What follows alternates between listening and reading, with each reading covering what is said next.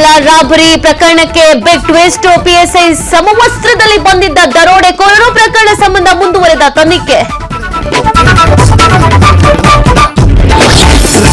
ರಾಜ್ಯ ಬಿಜೆಪಿ ಕಾರ್ಯಕಾರಿಣಿ ಕೇಂದ್ರ ಸಚಿವ ಶೇಖಾವತ್ ನೇತೃತ್ವದಲ್ಲಿ ಸಭೆ, ಪಕ್ಷ ಸಂಘಟನೆ, ಸರ್ಕಾರದ ವಿರುದ್ಧದ ಹೋರಾಟದ ಬಗ್ಗೆ ಚರ್ಚೆ.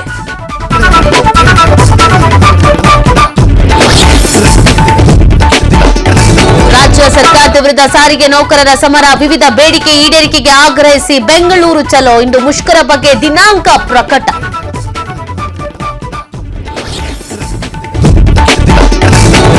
ಕೆಲಸಕ್ಕೆ ಹೋಗಿದ್ದ ಯುವಕ ಅನುಮಾನಾಸ್ಪದ ಸಾವು, ಕೊಲೆ ಮಾಡಿ ಶವವನ್ನ ಎಸೆಯಲಾಗಿದೆ ಎಂದು ಸಂಬಂಧಿಕರ ಆಕ್ರೋಶ. ಹಾಸನದ ಹೊರವಲಯದ ಹಿಮ್ಮತ್ ಸಿಂಗ್ ಫ್ಯಾಕ್ಟರಿಯಲ್ಲಿ ಘಟನೆ. ಮುಳ್ಳಯ್ಯನಗಿರಿ ಭಾಗದಲ್ಲಿ ಹುಲಿ ಸಂಚಾರ, ಕಾರ್ಮಿಕರ ಮೊಬೈಲ್ನಲ್ಲಿ ವ್ಯಾಘ್ರ ಓಡಾಟದ ದೃಶ್ಯ ಸೆರೆ. ಪಂಡರವಳ್ಳಿ ಗ್ರಾಮದಲ್ಲಿ ಹೆಚ್ಚಾದ ಆತಂಕ.